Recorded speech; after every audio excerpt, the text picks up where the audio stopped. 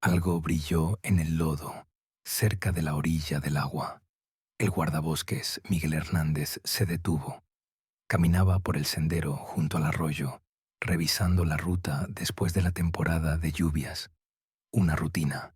Tramos erosionados, árboles caídos, basura arrastrada desde las zonas altas. Pero esto no era basura. Hernández se inclinó y recogió el objeto. Una cámara digital, Canon PowerShot, carcasa dañada, pantalla agrietada.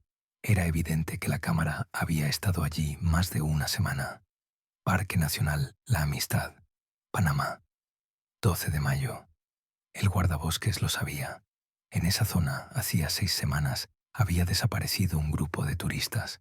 La operación de búsqueda no había dado resultados, ni rastros, ni equipo, nada.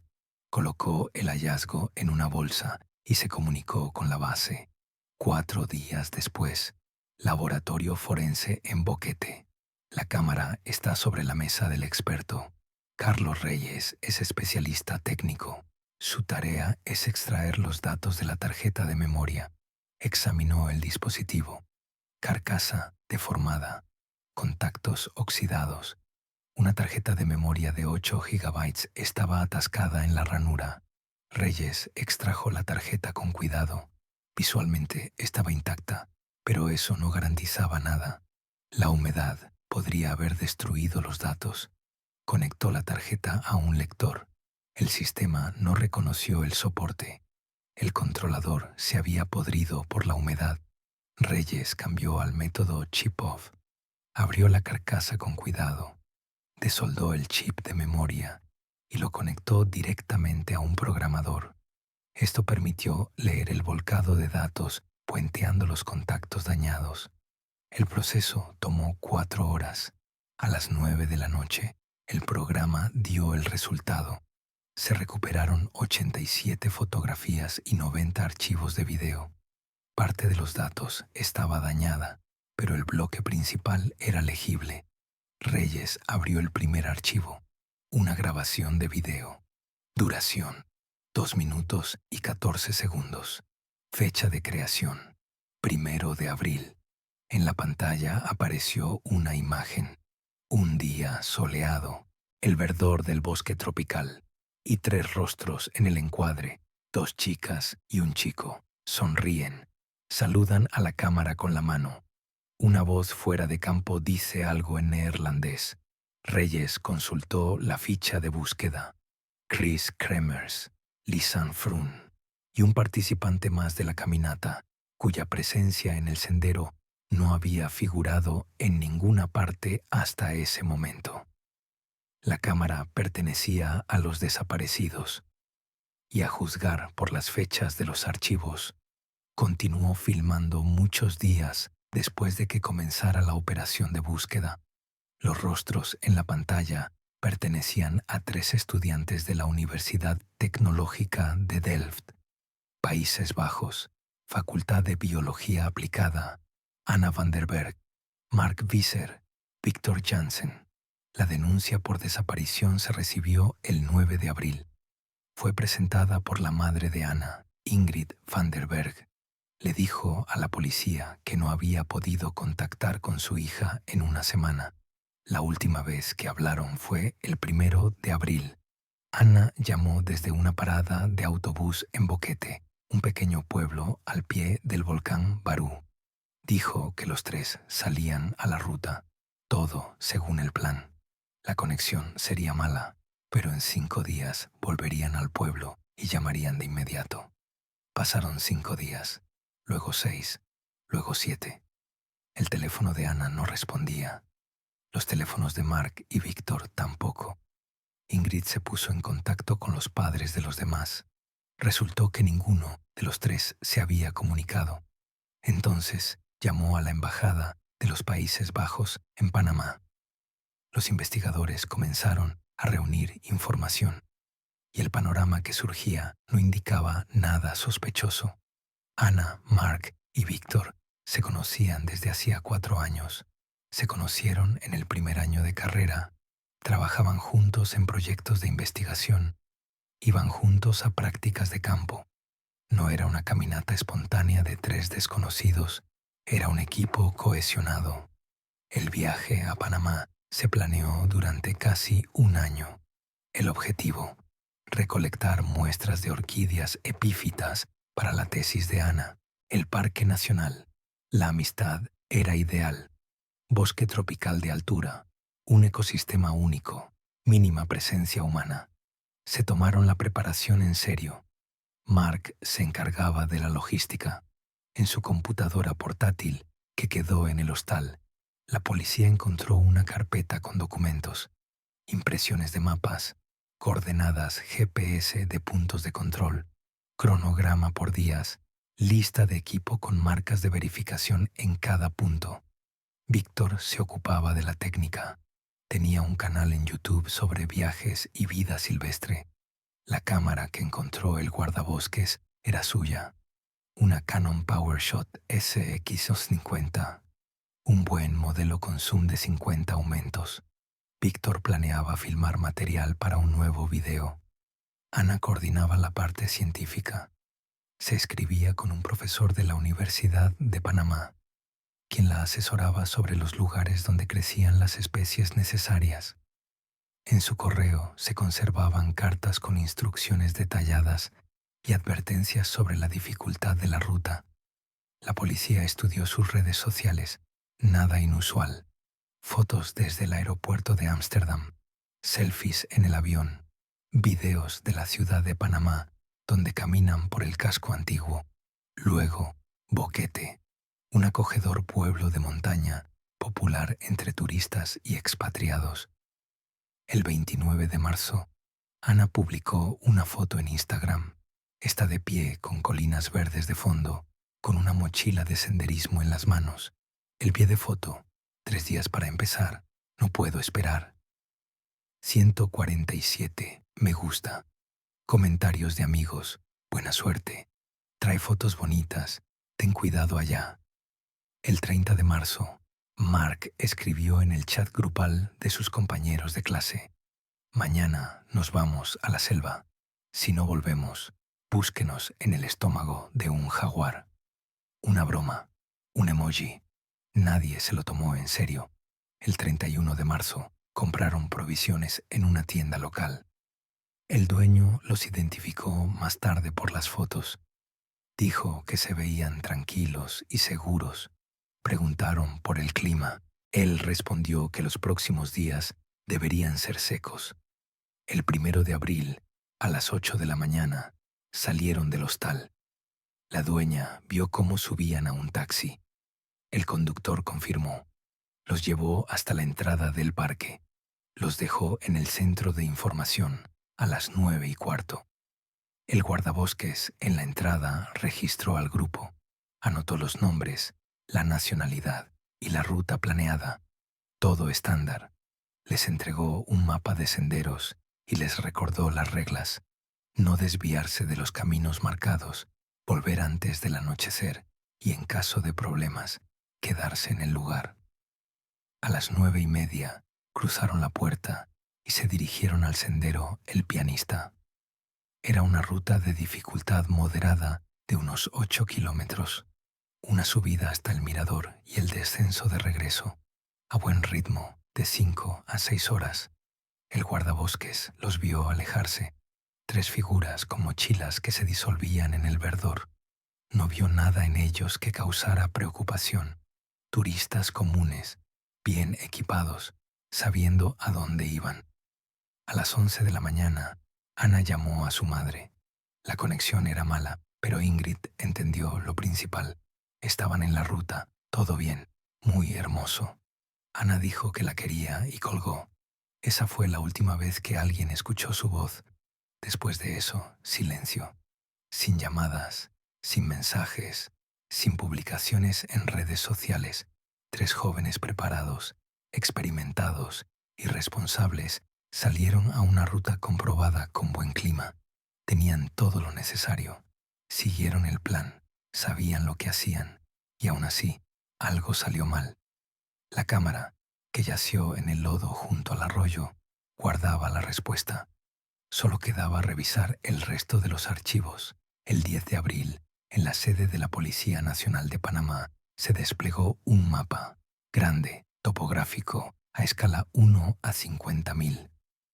En él, con marcador rojo, rodearon la zona de búsqueda, casi 40 kilómetros cuadrados de bosque de montaña. En algún lugar de allí estaban los 3 desaparecidos, o lo que quedaba de ellos.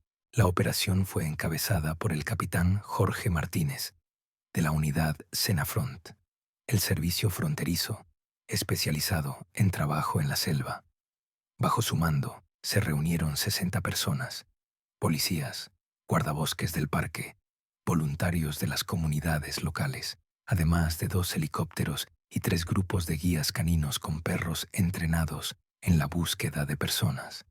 Martínez dividió la zona en sectores. Prioridad: el sendero, el pianista y las áreas adyacentes. La lógica era simple. Si el grupo se perdió, debieron quedarse en algún lugar a lo largo de la ruta. Si alguien resultó herido, con más razón. La gente en esa situación no se aleja de los puntos de referencia conocidos. El primer grupo de búsqueda salió al amanecer. Se movían en cadena, peinando la ladera metro a metro. Cada arbusto, cada barranco, cada árbol caído. Buscaban cualquier rastro, trozos de ropa, equipo caído, restos de una fogata. Nada. Al mediodía se unieron los guías caninos.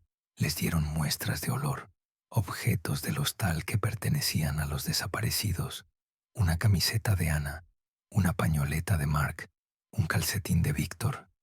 Los perros captaron el rastro casi de inmediato. Desde la entrada del parque avanzaron con seguridad por el sendero hacia arriba. Los guías apenas podían seguirles el ritmo. Era una buena señal. Significaba que el grupo realmente había pasado por allí. El rastro llevaba al norte, pasando el primer mirador, pasando el desvío donde la ruta principal vuelve hacia atrás.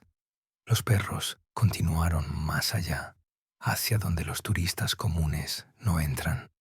3 horas después, llegaron a un punto que más tarde sería clave en la investigación, un pequeño arroyo que cruzaba el sendero.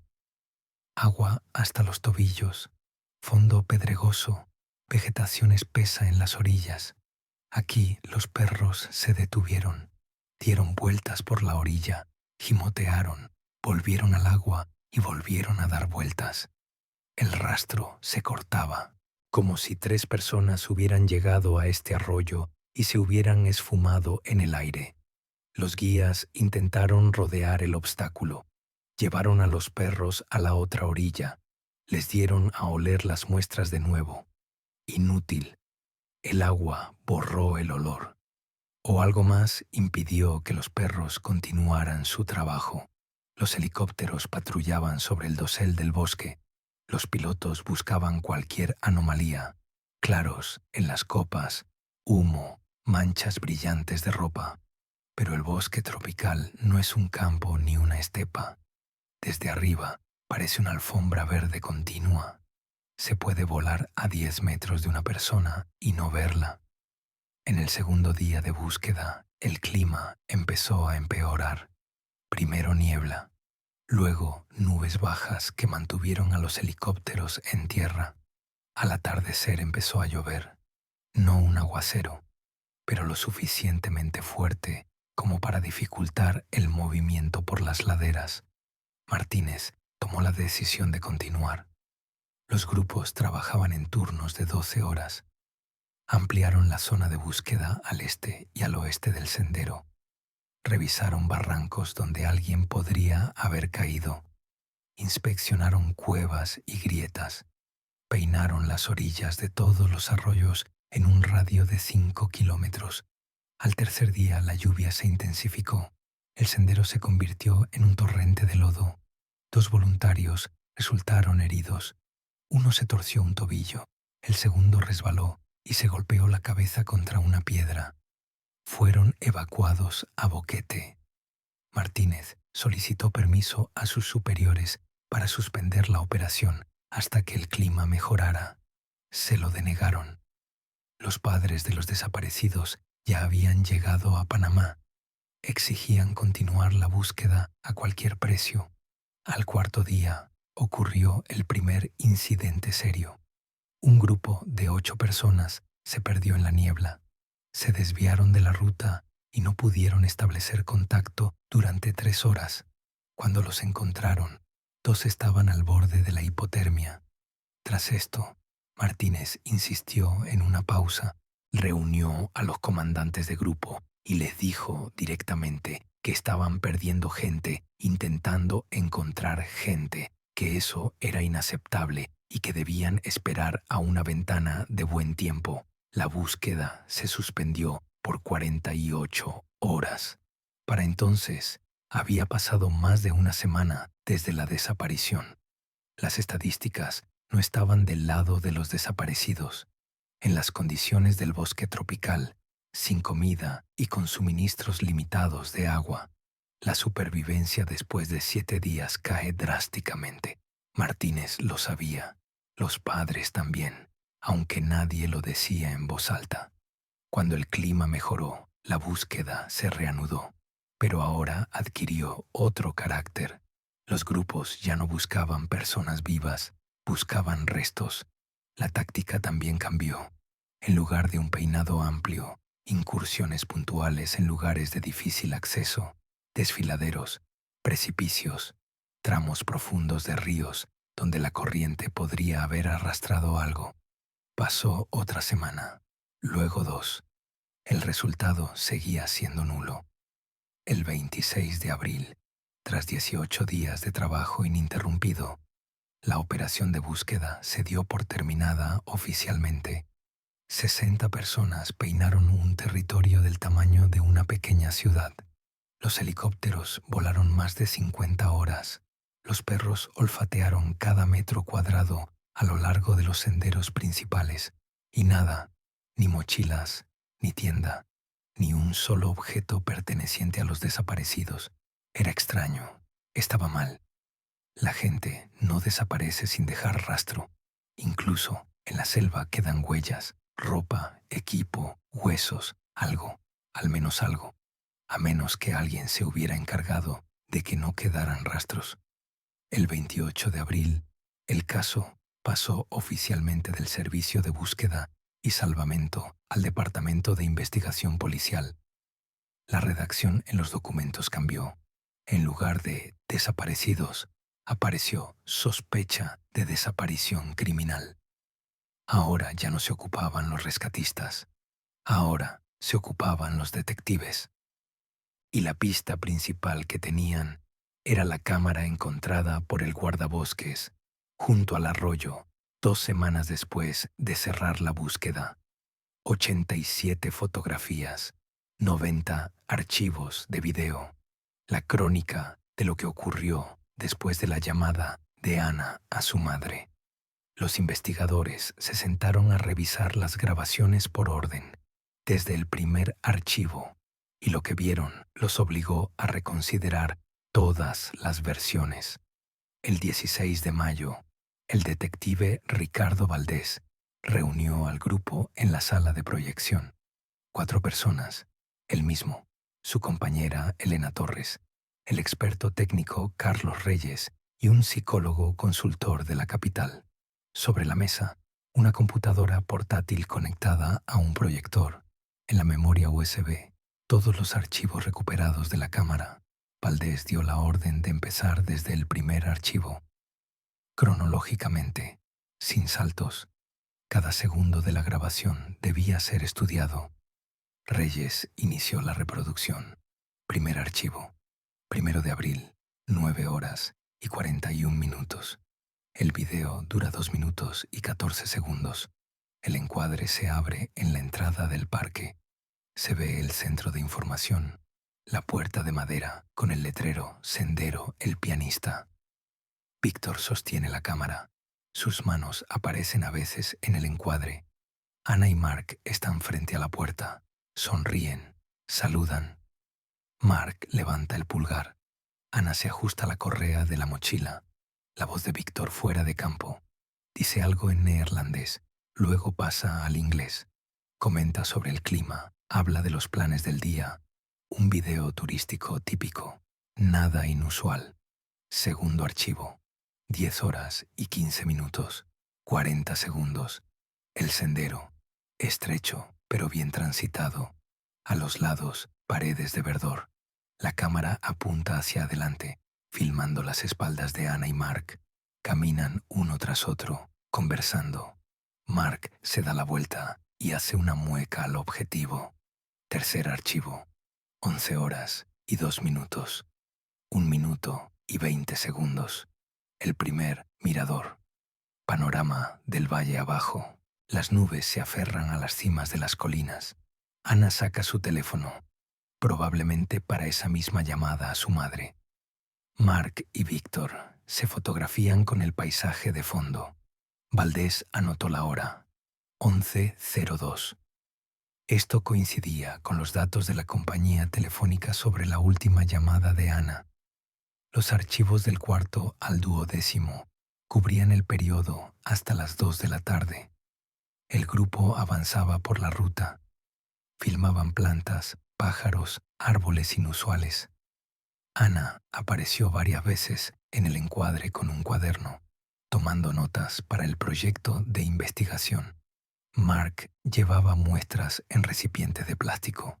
Todo parecía absolutamente normal. 3 amigos en la naturaleza. Una expedición científica. Buen humor. 13º archivo. 3 horas y 47 minutos. 2 minutos y 10 segundos. Aquí los investigadores se pusieron alerta. La cámara filmaba un desvío de senderos, un sendero marcado con un indicador de vuelta a la entrada. El segundo, apenas visible, dirigiéndose más al norte, hacia esa parte del parque que no está destinada a los turistas. La voz de Mark, fuera de campo. Discute algo con los demás. Por el tono, una disputa. No un conflicto, sino un desacuerdo. La cámara pasa a Ana. Ella mira el mapa, frunce el ceño, señala hacia algún lugar con la mano. Luego el encuadre se corta. El 14º archivo comienza ya en el sendero no marcado. El grupo tomó la decisión de seguir adelante. Valdés detuvo la reproducción. Le preguntó a Reyes si se podía extraer el sonido y amplificarlo para entender de qué se trataba exactamente la disputa. Reyes dijo que lo intentaría, pero la calidad de la grabación era mala. El fuerte viento saturaba el micrófono. Archivos del 15 al 25, la segunda mitad del día. El grupo se adentraba en la parte no transitada del bosque. El sendero se volvía cada vez menos distinguible. En un momento dado, desapareció por completo y el trío se abría paso a través del espeso sotobosque. Archivo 26. 6 de la tarde. 3 minutos. Montaje del campamento. Un pequeño claro junto al arroyo. Mark tensa un toldo entre los árboles. Víctor recoge leña. Ana despliega los sacos de dormir. Todo seguía pareciendo normal. No parecían asustados ni perdidos, más bien cansados, pero satisfechos. Al parecer planeaban pasar la noche allí y regresar por la mañana. Archivo 27. 7 horas y 30 minutos.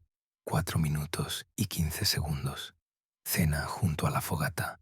La cámara está en un trípode improvisado, una pila de piedras. En el encuadre están los tres. Comen algo de sus cuencos de campaña, ríen, hablan. Mark cuenta una historia, gesticulando activamente. Ana pone los ojos en blanco y lo empuja del hombro. Una noche común. Amigos de excursión, sin signos de alarma. Valdés miraba la pantalla e intentaba entender qué salió mal. Estas personas no parecían víctimas. Parecían turistas que se lo están pasando bien. Archivo 28. 8 horas y 41 minutos. 1 minuto y 30 segundos. Oscuridad. La cámara está encendida, pero filma un encuadre casi negro. Solo los reflejos de la fogata que se extingue. Voces fuera de campo, apagadas, somnolientas. Alguien se despide para pasar la noche. Luego, silencio. Luego, la grabación se corta. Valdés se preparó para lo peor. Los siguientes archivos debían mostrar el 2 de abril, el día en que algo sucedió. Pero de repente, Reyes detuvo la reproducción. Dijo que quería volver al archivo 27, a la cena junto a la fogata. Rebobinó la grabación hasta la marca de 3 minutos y 42 segundos. En ese momento, Víctor rozó accidentalmente el trípode al mover la cámara y el objetivo barrió por un instante hacia el bosque oscuro. Reyes ejecutó en la computadora un programa de procesamiento digital especial, extrayendo al máximo los detalles de las sombras profundas y aumentando la exposición por software. La sala se quedó en silencio. En el fondo, detrás de las espaldas de los que estaban sentados junto al fuego, se veía la pared del bosque. Oscura y borrosa, era absolutamente indistinguible en la grabación original. Pero ahora, gracias a las sombras resaltadas y al brillante destello de un tronco que estalló en la hoguera, el cual iluminó por una fracción de segundo el espacio entre los árboles, en la esquina superior derecha del encuadre surgió una silueta humana. Reyes aumentó el fragmento. La calidad era mala y el ruido de video dificultaba la visión, pero tras aplicar filtros, los contornos se podían leer. Cabeza, hombros, algo parecido a una mano apoyada en el tronco de un árbol. Alguien estaba de pie en el bosque y observaba el campamento. Ana, Mark y Víctor no vieron esto. Estaban sentados de espaldas al bosque, reían y cenaban. No sabían que estaban siendo observados. Valdés ordenó revisar todos los archivos anteriores en busca de anomalías similares. Reyes asintió y comenzó el análisis fotograma a fotograma desde el principio. La silueta en la grabación podía ser cualquier cosa, un juego de luces, una forma caprichosa de las ramas, un artefacto de compresión de video, pero también podía ser una persona que seguía al grupo desde el momento en que se desviaron del sendero marcado, una persona que sabía que estaban allí, una persona que tenía sus propios planes para esa noche. Los investigadores pasaron a los archivos del 2 de abril, a las grabaciones que comenzaban con el amanecer y terminaban con algo que explicaba por qué los 3 estudiantes nunca salieron del bosque. La silueta en el video requería una explicación. Alguien estaba en esa parte del bosque aquella noche. Alguien que no era parte del grupo. Valdés envió a Elena Torres al parque para interrogar al personal. Guardabosques, cuidadores, voluntarios, cualquiera que pudiera saber quién más deambulaba por esos bosques. El 18 de mayo, Torres realizó una serie de entrevistas en el edificio administrativo a la entrada de la Amistad. Primero habló con Miguel Hernández, el mismo guardabosques que encontró la cámara. Llevaba 11 años trabajando en el parque y conocía el territorio mejor que su propia casa. Torres le preguntó sobre personas que pudieran estar en la parte norte del parque a principios de abril. Hernández se quedó pensativo. Dijo que los turistas no van allí. No hay senderos, no hay señalización, es demasiado peligroso. Pero hay otros, cazadores furtivos, cazadores de aves raras, recolectores de orquídeas que las venden en el mercado negro. Estas personas conocen el bosque y saben esconderse en él. Torres pidió nombres específicos. Hernández mencionó 3. 2 eran granjeros locales a los que había atrapado cazando ilegalmente el año pasado. El tercero era un hombre conocido en la zona como el ermitaño. Su verdadero nombre era Iván Serrano Morales, natural de Boquete, antiguo leñador que perdió su empleo tras el cierre del aserradero en el 98. Después de eso, se internó en el bosque y nunca regresó a la vida normal. Hernández contó que Serrano vivía en algún lugar de la parte norte del parque desde hacía más de 20 años. Ilegalmente, ya que no tenía permiso para residir en territorio protegido. Los guardabosques sabían de él, pero preferían no molestarlo. No dañaba el ecosistema, no cazaba especies protegidas, no encendía grandes hogueras. Simplemente existía allí como parte del bosque. Pero algo en su pasado inquietó a Torres. En el año 2003, Serrano fue detenido por caza furtiva. Había matado a un ocelote, un felino salvaje raro bajo protección. El tribunal lo condenó a 18 meses de prisión. Tras su liberación, regresó al bosque y desde entonces evitó cualquier contacto con las autoridades. Torres solicitó su expediente completo de la base de datos. El expediente llegó al día siguiente. Iván Serrano Morales, nacido en 1972. Educación: 6 años de escuela primaria. Soltero, sin hijos. Sus padres fallecieron en los 80. Antecedentes: caza furtiva en 2003. Pero eso no era todo. En 1994, Serrano figuró como testigo en el caso de la desaparición de una turista de Costa Rica. La mujer desapareció en un sendero cerca de Boquete. Nunca fue encontrada. Serrano fue interrogado porque varias personas lo vieron en la zona el día de la desaparición. Él negó cualquier implicación. No hubo pruebas contra él. El caso quedó sin resolver. Valdés leyó esa línea 2 veces, luego 3. Una desaparición podía ser coincidencia. 2 ya eran un patrón. El 20 de mayo, el grupo de investigación se reunió en una sesión de trabajo. Valdés expuso los hechos. Serrano vivía en la misma zona donde desapareció el grupo. Era el único habitante conocido de la parte norte del parque. Tenía antecedentes y ya había figurado una vez en un caso de desaparición. La silueta en el video podía pertenecerle.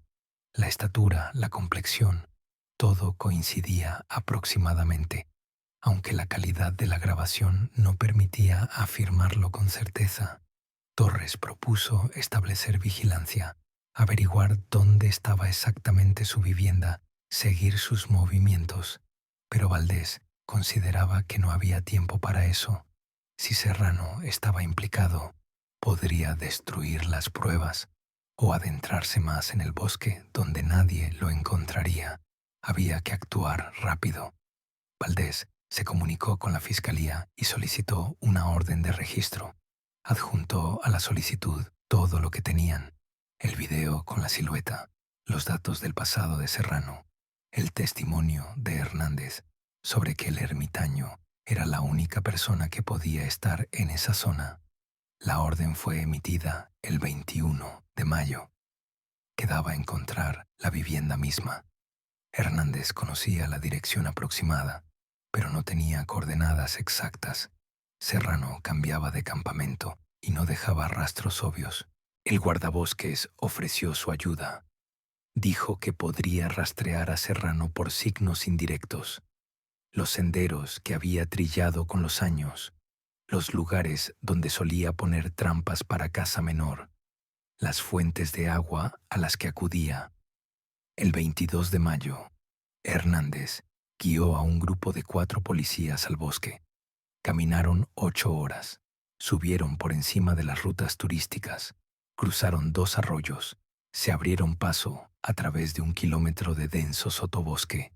Al atardecer, encontraron lo que buscaban: una pequeña cabaña de lona y ramas, escondida en un pliegue entre 2 colinas. Cerca, una hoguera rodeada de piedras, una cuerda entre los árboles con ropa tendida, garrafas de plástico para el agua. Alguien vivía allí, y vivía desde hacía tiempo, pero el propio Serrano no estaba. La cabaña estaba vacía, la hoguera estaba fría, no se había encendido en al menos varios días. Valdés ordenó acordonar el perímetro y esperar al dueño. 2 policías se quedaron en emboscada. Los demás comenzaron la inspección del territorio, con cuidado para no asustar a Serrano si observaba desde lejos. Encontraron varios objetos interesantes: un cuchillo de hoja larga, un rollo de cuerda, unos binoculares viejos. Nada directamente relacionado con los desaparecidos, pero suficiente para aumentar las sospechas. Y entonces uno de los policías notó algo entre los arbustos a 20 metros de la cabaña. Llamó a los demás. Era una mochila, azul, con el logo de Osprey, sucia, pero intacta. Valdés consultó la descripción de las pertenencias de los desaparecidos. Mark Visser llevaba una mochila azul Osprey de 40 litros. Era esa. Ahora Serrano pasaba de ser un testigo potencial a ser el principal sospechoso. Un hombre en cuyo campamento encontraron la pertenencia de uno de los desaparecidos. Un hombre que se ocultaba en el bosque y evitaba a las autoridades. Solo quedaba encontrarlo y obligarlo a explicar de dónde sacó esa mochila y qué sabía sobre el destino de los 3 estudiantes que entraron en su bosque y no regresaron. Mientras el grupo esperaba a Serrano en emboscada junto a la cabaña, Valdés regresó a Boquete. La mochila era una prueba seria, pero insuficiente. El ermitaño podría haberla encontrado en el bosque. Podría haberla robado de un campamento abandonado. Se necesitaba más. Valdés volvió a sentarse ante la computadora portátil. Archivo 28. La última grabación del 1 de abril. Ya la había visto. Oscuridad, reflejos de la fogata, voces somnolientas. Pero ahora decidió revisar todo lo que se filmó después. Archivo 29. 2 de abril. Hora de creación. 2 horas y 17 minutos de la madrugada. La cámara se encendió en total oscuridad. La pantalla está absolutamente negra, pero el sonido funcionaba. Valdés se puso los auriculares y subió el volumen. Los primeros 30 segundos, silencio, no absoluto, sino ese denso silencio nocturno del bosque tropical, compuesto por cientos de pequeños sonidos, el chirrido de las cigarras, el grito lejano de algún ave, el susurro del follaje, luego un crujido de rama nítido y fuerte, no cerca de la cámara, pero tampoco demasiado lejos, a unos 20 o 30 metros, a juzgar por el sonido. Una voz, femenina, Ana, dijo algo en un susurro, demasiado bajo para distinguir las palabras. Luego respondió una voz masculina, Mark o Víctor. En la oscuridad y a ese volumen no se distinguía un roce. Alguno de ellos se movió. Probablemente se incorporó en el saco de dormir. Otro crujido, más cerca. Las voces se hicieron más fuertes. Ahora Valdés podía distinguir palabras sueltas, neerlandés. No hablaba ese idioma, pero las entonaciones eran claras. Alarma, recelo. Alguno de ellos preguntaba a los demás si lo habían oído. Valdés puso la grabación en pausa y llamó a una traductora. Necesitaba a alguien que pudiera descifrar cada palabra de esas grabaciones. Encontraron a la traductora al día siguiente. María Cohen, profesora de neerlandés en una escuela de idiomas de la ciudad de Panamá, aceptó ayudar a la investigación. Valdés puso el archivo 29 de nuevo. Cohen escuchaba, tomando notas en un cuaderno. La primera frase pertenecía a Ana. Preguntó si alguien más había oído ese sonido. Mark respondió que sí, que lo oyó. Víctor sugirió que era un animal, algún tapir o pecarí. Suelen merodear por el bosque de noche. Ana dijo que no parecía un animal. Pasos demasiado pesados, demasiado rítmicos. Luego apareció luz en la grabación. Alguien encendió una linterna. El haz se lanzó sobre las copas de los árboles, extrayendo de la oscuridad troncos, hojas, marañas de lianas. La cámara, al parecer, yacía en el suelo. El ángulo de visión era bajo, casi horizontal. El haz de la linterna rastreaba el bosque, lenta y metódicamente. De izquierda a derecha, nada. Solo árboles y la oscuridad entre ellos. Voz de Víctor. Dijo que no había nadie allí. ¿Qué les pareció? que había que dormir. Ana no estuvo de acuerdo. Dijo que quería revisar el perímetro. Los siguientes 2 minutos de grabación. Ana, con la linterna, rodea el campamento. La cámara quedó en su lugar, pero el sonido registraba sus pasos, el crujir de las hojas bajo sus pies, su respiración, frecuente, tensa. Dio una vuelta completa y regresó. Dijo que no encontró nada, ningún rastro. Mark propuso avivar la fogata. El fuego espantaría a cualquier fiera. Víctor dijo que era una tontería, que eran las 2 de la mañana y necesitaban dormir si querían salir de regreso mañana. Ana guardó silencio. Luego dijo que se acostaría, pero que no dormiría, escucharía. La grabación se cortó. Archivo 30. 2 horas y 43 minutos, 26 segundos.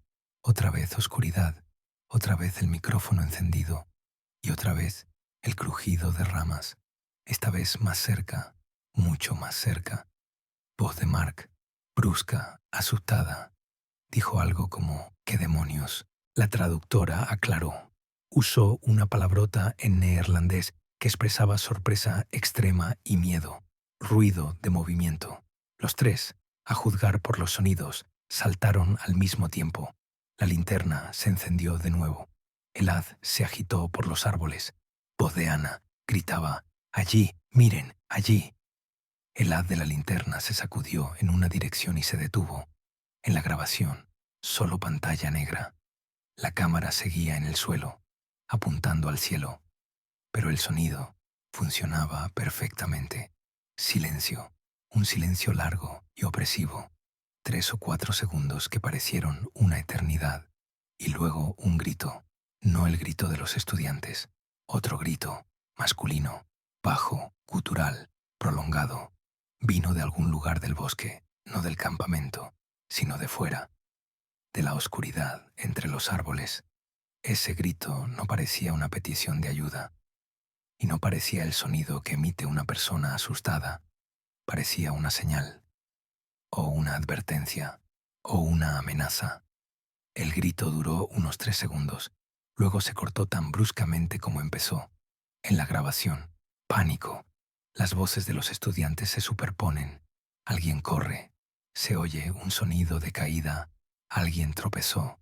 Insultos en neerlandés. Grito de Ana. No palabras, solo un grito. Luego la grabación se cortó. Archivo 31. 2 horas y 44 minutos. 11 segundos. Claramente agarraron la cámara y la llevaban a algún lado.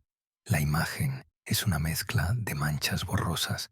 El sonido, respiración pesada, pisoteo de pies, crujido de ramas rotas. Alguien corría por el bosque en total oscuridad, sosteniendo la cámara en la mano. 11 segundos de caos. Luego la grabación se cortó. El archivo 32 apareció solo 4 horas después, a las 6:51 de la mañana. Entre el pánico nocturno y el amanecer no hubo ni una sola grabación. Valdés se reclinó en su silla. Ahora sabía que en la noche del 2 de abril alguien ajeno se encontraba cerca del campamento. Esa persona no se escondía, se dio a conocer. Emitió un grito que obligó a 3 personas adultas a correr hacia el bosque nocturno, abandonando parte de sus pertenencias. Serrano solo podía ser él, el ermitaño que vivía en esos bosques desde hacía 20 años, el hombre en cuyo poder encontraron la mochila de uno de los desaparecidos, el hombre que ya había figurado una vez en un caso de desaparición de una turista. Ahora había que encontrarlo, no solo interrogarlo, detenerlo y obligarlo a explicar qué ocurrió esa noche después de que se cortara la grabación. La emboscada junto a la cabaña duró 3 días. Serrano no apareció. El 25 de mayo, Valdés tomó la decisión de realizar un registro completo. Esperar más no tenía sentido. El ermitaño o bien notó a los policías y huyó, o bien se había ido de esa zona mucho antes de su llegada.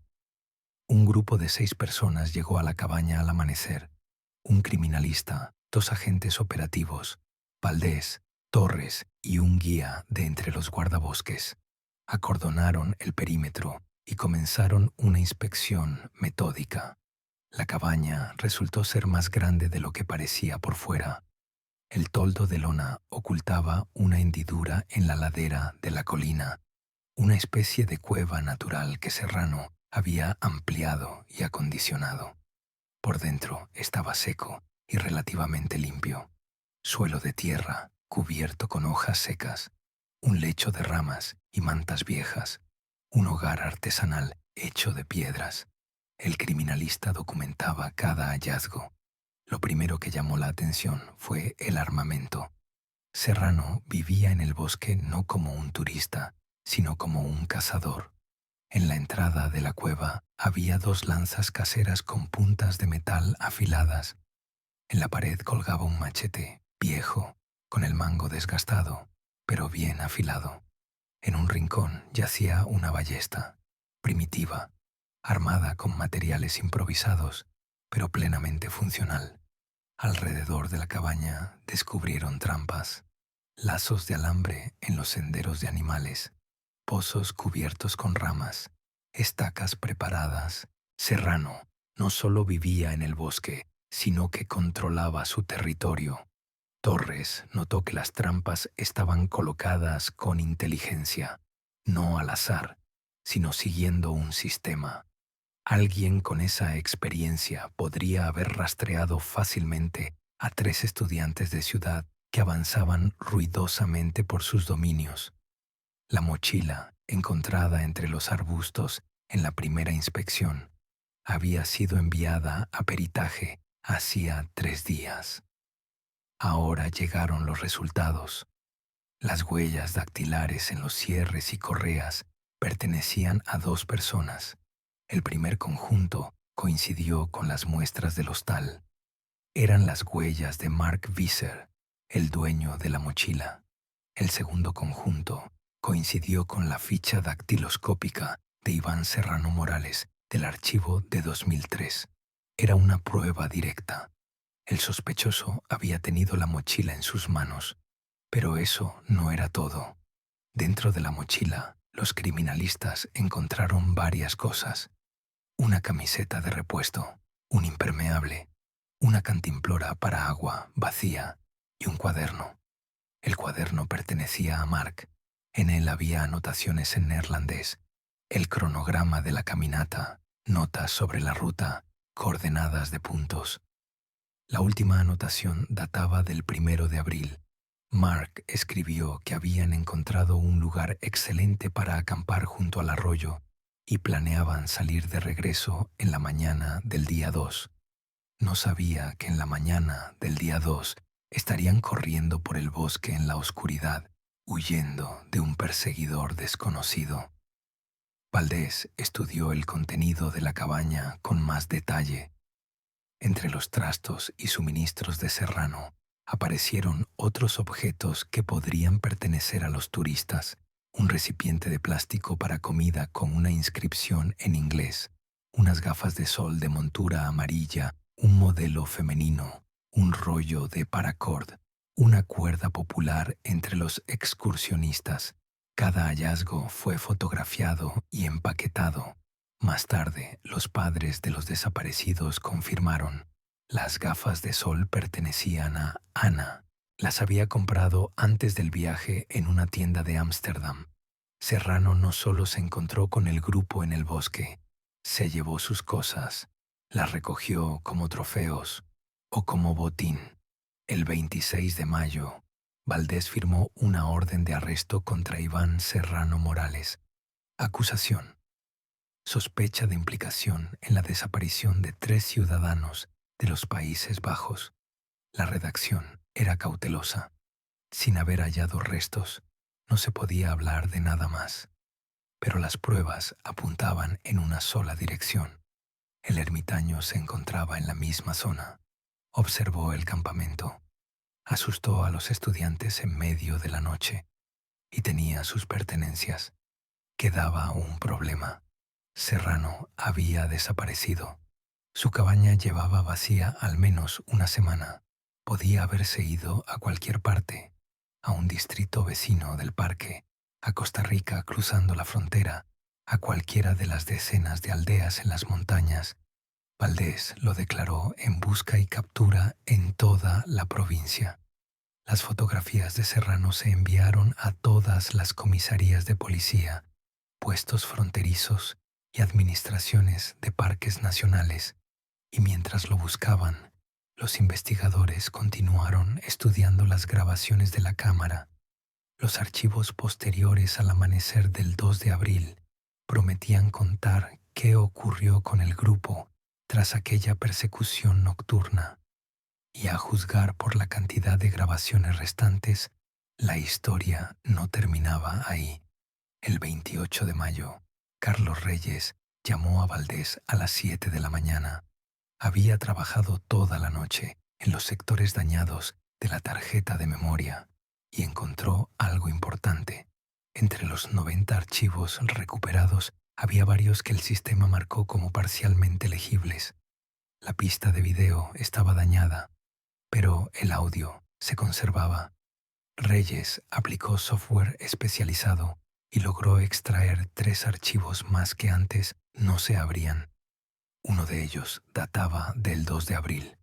Hora de creación: 3 horas y 12 minutos de la madrugada, media hora después de que el grupo abandonara el campamento en pánico. Valdés llegó al laboratorio 40 minutos después. Reyes inició el archivo. La secuencia de video estaba casi totalmente destruida.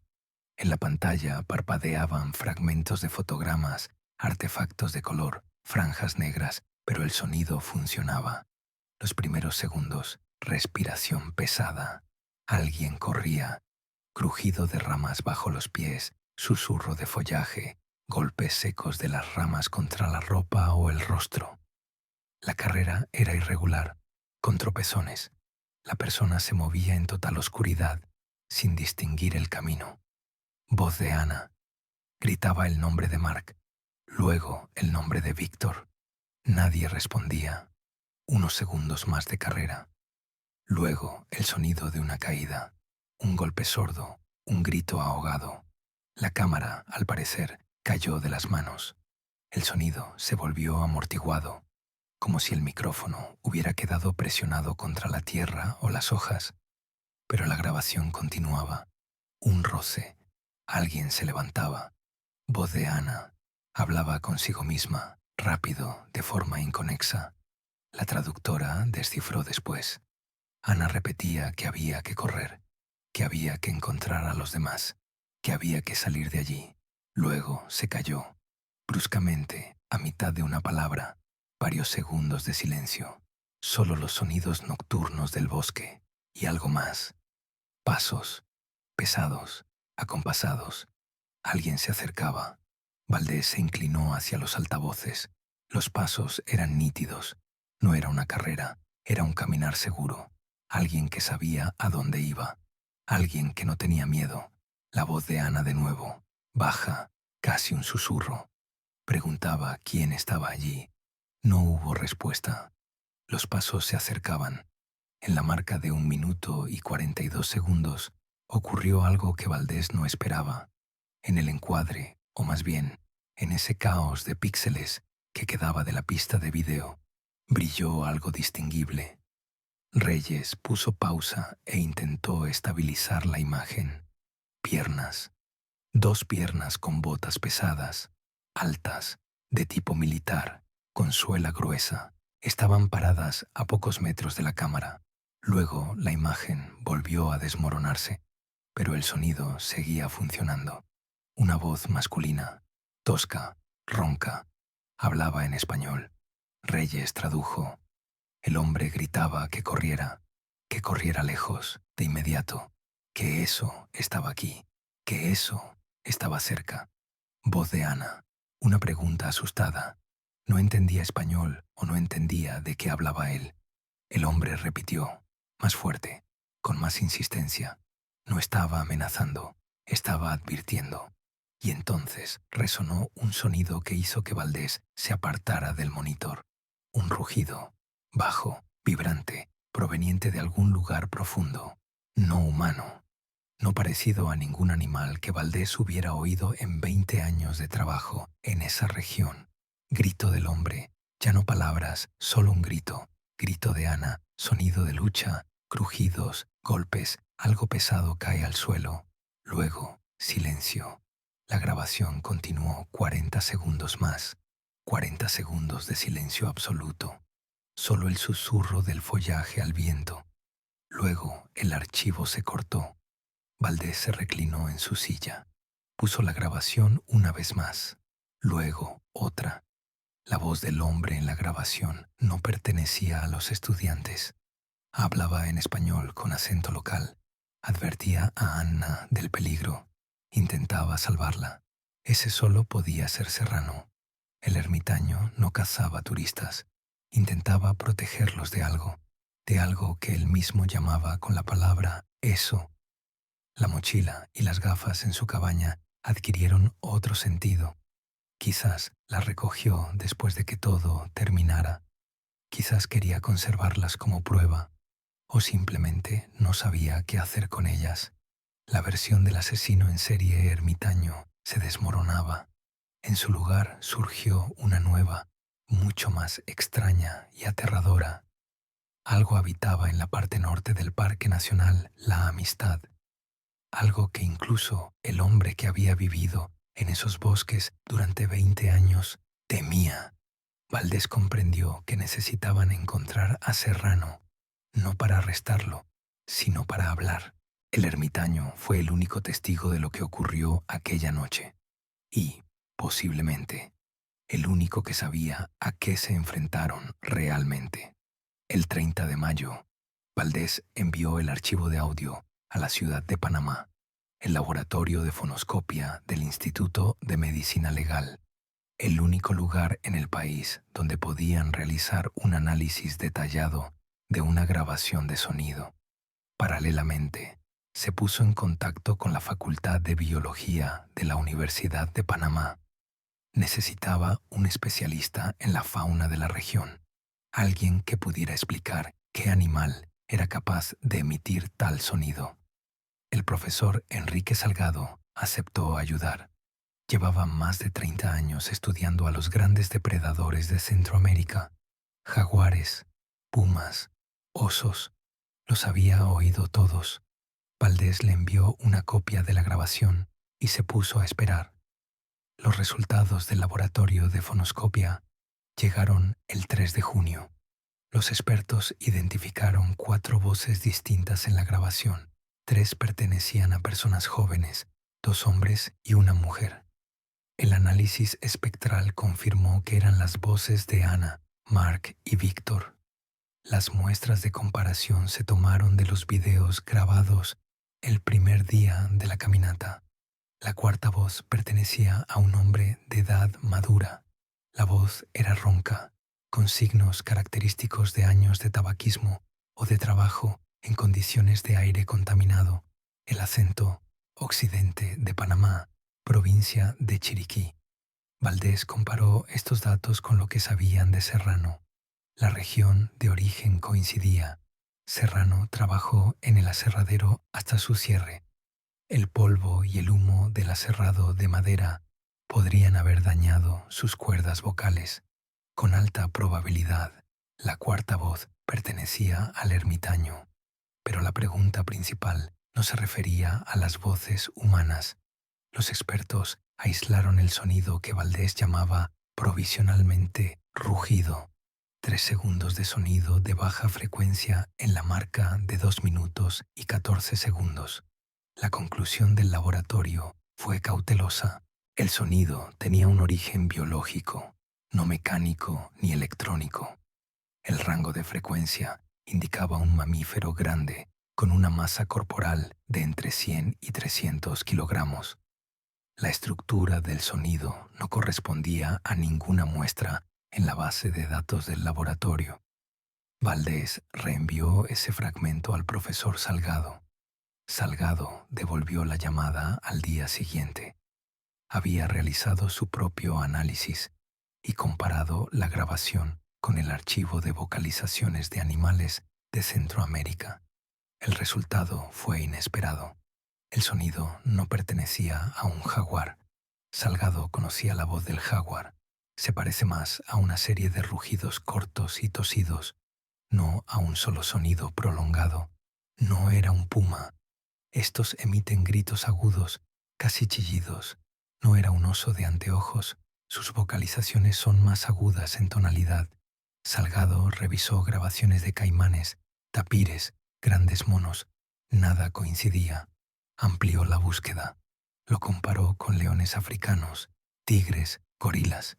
El perfil de frecuencia más cercano resultó ser el de la voz de un gorila macho adulto. Pero los gorilas no habitan en Panamá y nunca lo han hecho. El profesor dio su conclusión. Se presume que el sonido fue emitido por un mamífero grande, pero la identificación exacta de la especie es imposible. O bien la grabación está tan distorsionada que el sonido original es irrecuperable, o bien fue emitido por un animal no registrado en la fauna de la región. Valdés le pidió a Salgado que aclarara qué significaba no registrado. Si podía haber algo en la amistad que la ciencia no conociera. Salgado respondió con sinceridad. El Parque Nacional. La amistad es uno de los ecosistemas menos estudiados de Centroamérica. Casi 400.000 hectáreas de bosque de montaña, gran parte del cual nunca ha sido explorado por científicos. En lugares así se descubren regularmente nuevas especies, insectos, anfibios, pequeños mamíferos. Un depredador grande es otra cosa. Un animal de 100 a 300 kilogramos no puede existir sin ser notado. Necesita territorio, presas, lugares de reproducción. Alguien lo habría visto. Alguien encontraría rastros. Pero Salgado añadió algo más. Mencionó las historias que cuentan los indígenas Ngobe, que viven en la frontera del parque. Leyendas sobre una criatura a la que llaman con distintos nombres. Una gran fiera que vive en las partes más altas e inaccesibles de las montañas, que caza de noche, que nadie ha visto, pero muchos han oído. Salgado subrayó que era folclore, no ciencia. Pero el folclore a veces refleja la experiencia real de las personas que viven junto al bosque. Valdés colgó el teléfono y miró a la pared durante mucho tiempo. Tenía una grabación de audio con la voz de un animal desconocido, el testimonio de un ermitaño que gritaba sobre eso.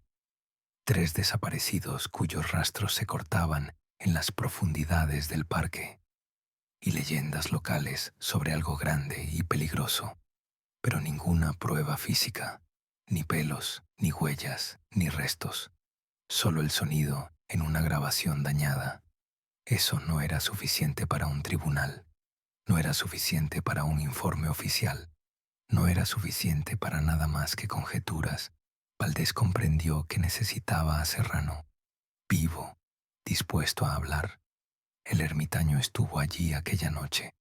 Él vio lo que ocurrió, y solo él podía contar a qué se enfrentaron realmente los 3 estudiantes en el bosque del que no regresaron.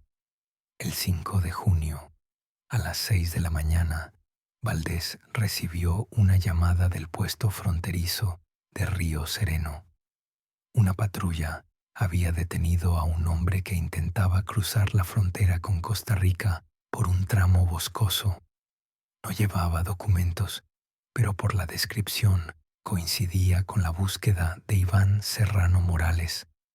Valdés y Torres salieron de inmediato. Hasta Sereno son 4 horas por carreteras de montaña. Llegaron al mediodía. Serrano estaba en la celda de detención temporal y se veía muy distinto a lo que Valdés esperaba. El ermitaño estaba demacrado. Los pómulos sobresalían bajo la piel curtida. Los ojos estaban hundidos. Había perdido, en una estimación aproximada, entre 10 y 15 kilogramos desde la última fotografía en la base de datos. El brazo izquierdo estaba envuelto en trapos sucios, Un vendaje improvisado, empapado de algo oscuro. Pero lo principal era su ropa. La chaqueta y los pantalones estaban cubiertos de manchas pardas, secas, pero claramente distinguibles. Sangre, mucha sangre. Valdés ordenó confiscar la ropa y enviarla a peritaje. Serrano no se resistió. De hecho, apenas reaccionaba a lo que ocurría. Estaba sentado en el catre mirando a la pared. El interrogatorio comenzó a las 2 de la tarde. Estuvieron presentes Valdés, Torres, un abogado de oficio y un médico que examinó al detenido y lo declaró capaz de prestar declaración.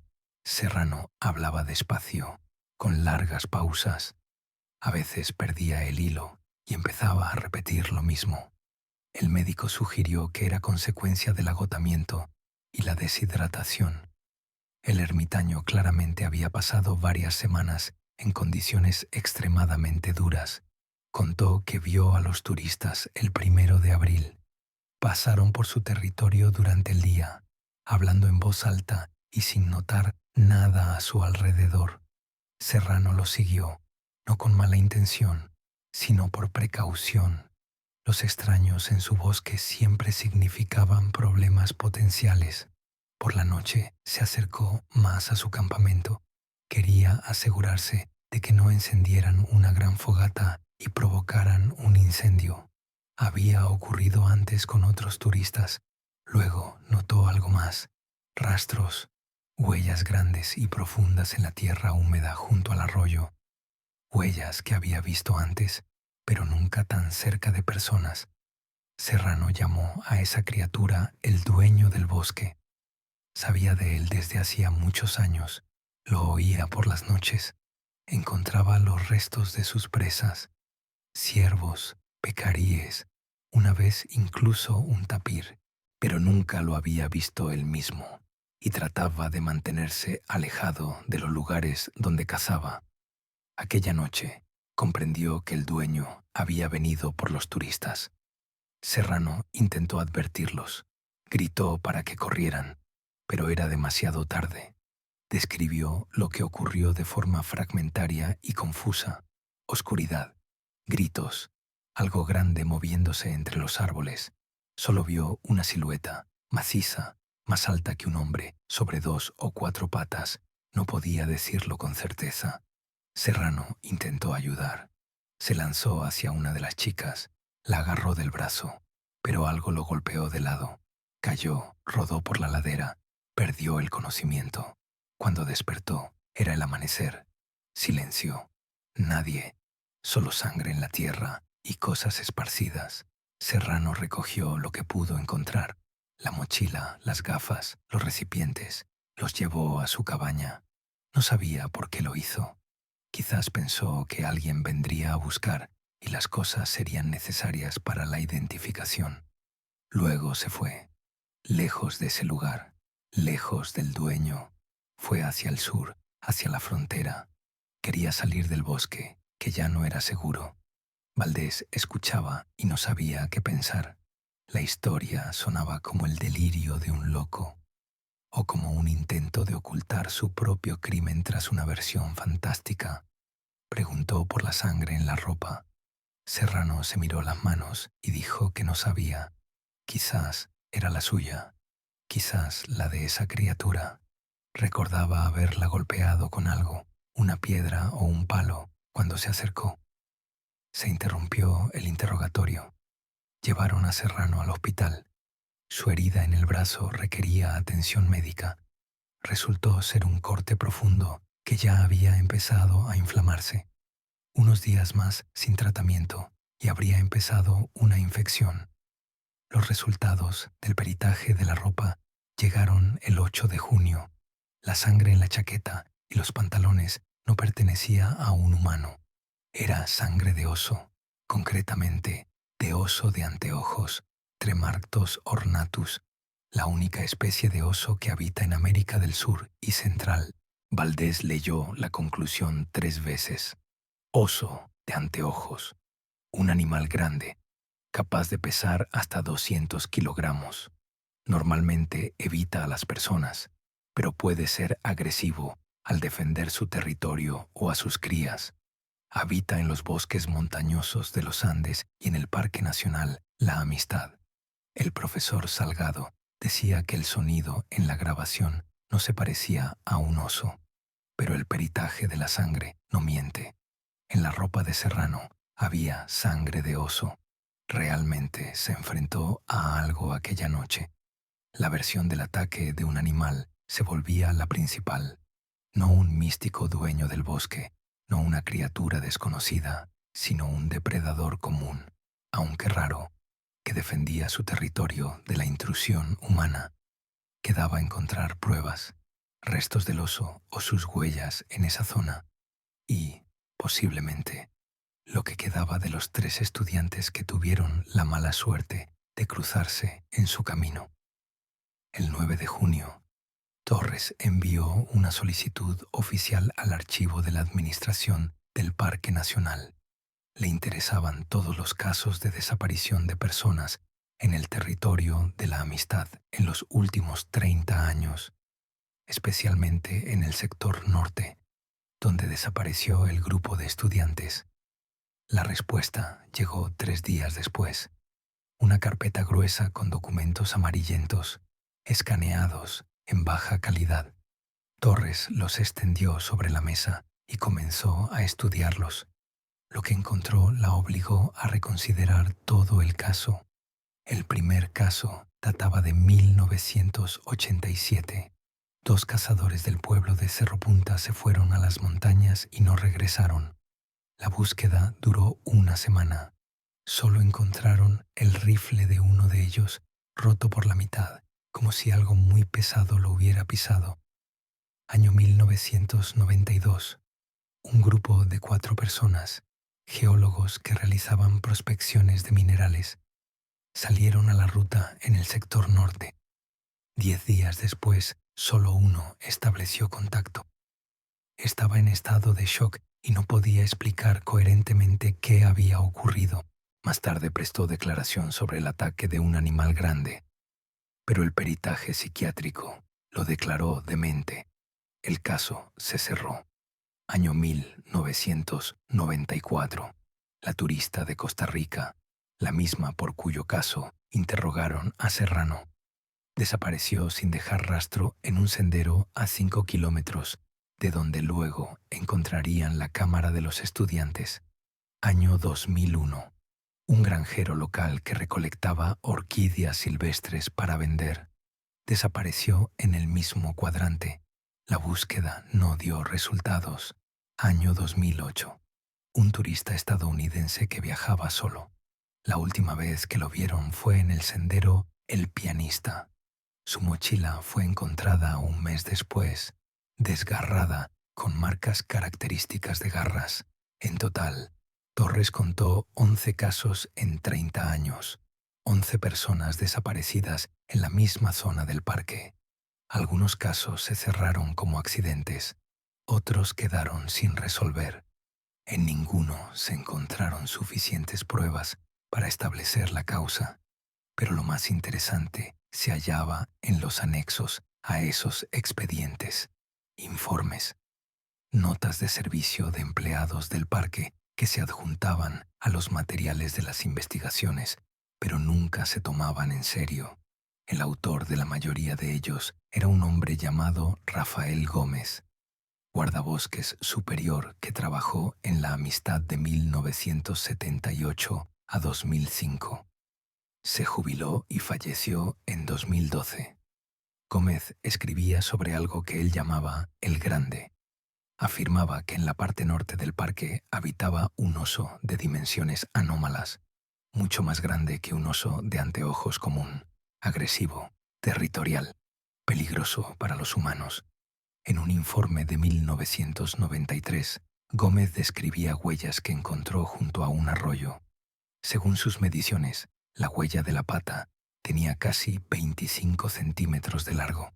Para comparar, la huella de un oso de anteojos adulto no suele superar los 15 centímetros. También describía el hallazgo de restos de un ciervo que algo había arrastrado hasta un árbol. Los osos de anteojos saben trepar, pero no arrastran a sus presas hacia arriba. Este comportamiento es característico de los leopardos, los cuales no existen en Panamá. Gómez pidió repetidamente a la dirección que organizara una expedición para buscar y capturar a este animal. Se lo negaron. Sus informes eran archivados en carpetas y olvidados. Alguien incluso escribió en el margen de uno de los documentos: fantasías de un anciano. Torres continuó investigando. Encontró el expediente personal de Gómez y una lista de personas que trabajaron bajo su mando. Un nombre le llamó la atención: Iván Serrano Morales, un trabajador temporal contratado en 1991 para la limpieza de senderos. Trabajó bajo la dirección de Rafael Gómez durante 3 temporadas de verano, hasta 1994. Serrano conocía a Gómez, trabajó con él, recorrió con él las mismas rutas donde el viejo guardaparque vio las huellas de El Grande. Torres revisó los registros del interrogatorio de Serrano. Él llamaba a la criatura el dueño del bosque, otro nombre, pero la misma descripción: algo grande, algo peligroso, algo que vive en la parte norte del parque y caza a quienes se adentran demasiado. Todo encajaba. Serrano no inventó esa historia. La escuchó de Gómez hace 30 años.